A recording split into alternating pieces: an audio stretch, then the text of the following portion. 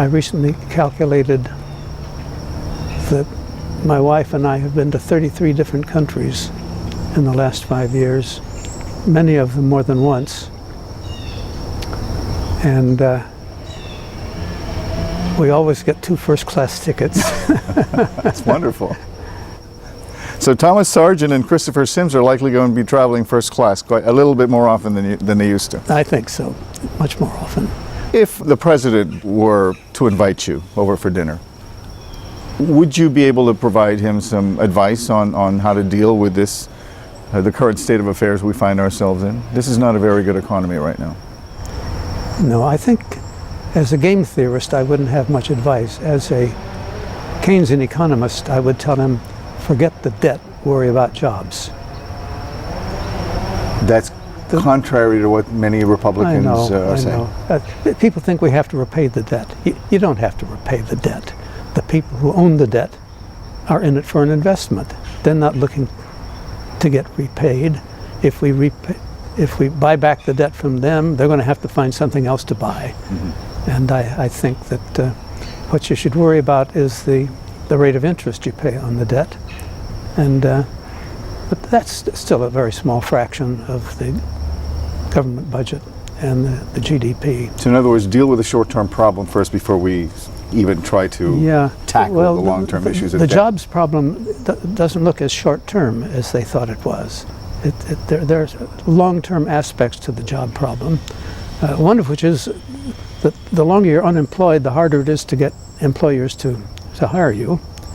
And that's sort of a long-term result.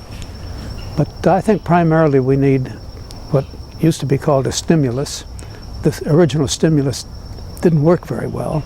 And I think that's partly because it wasn't oriented toward the kinds of job-producing investments that the country needs. You were suggesting that the job problem is not such a short-term problem. What is your prognosis for the economy over the next decade, perhaps?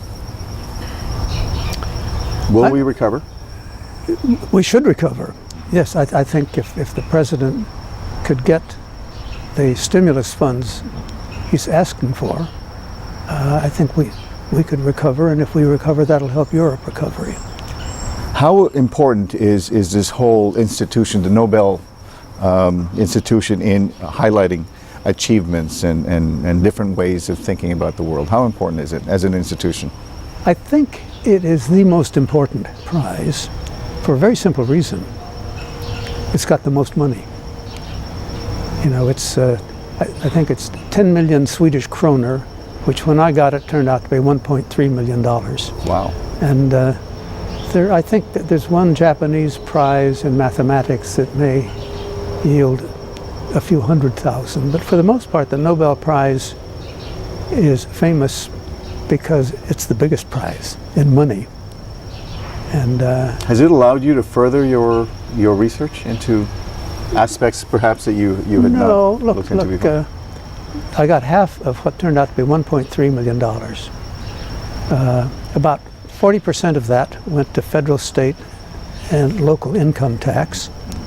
$100,000 went to taking my children and grandchildren to Stockholm, where they stayed at the same hotel for a week.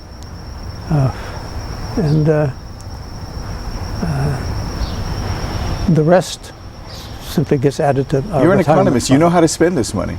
Well, we spent a lot of money helping Barack Obama get elected. Okay.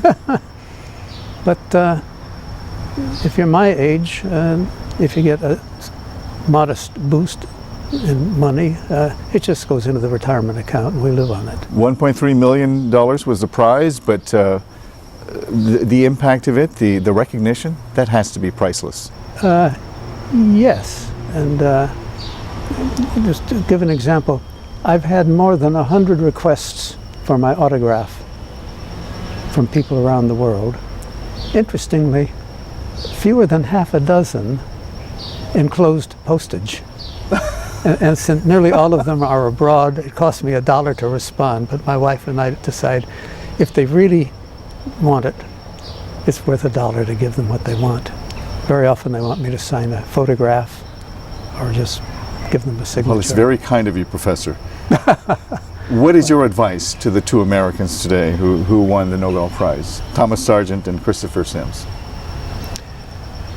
Expect to be busy for the rest of your life.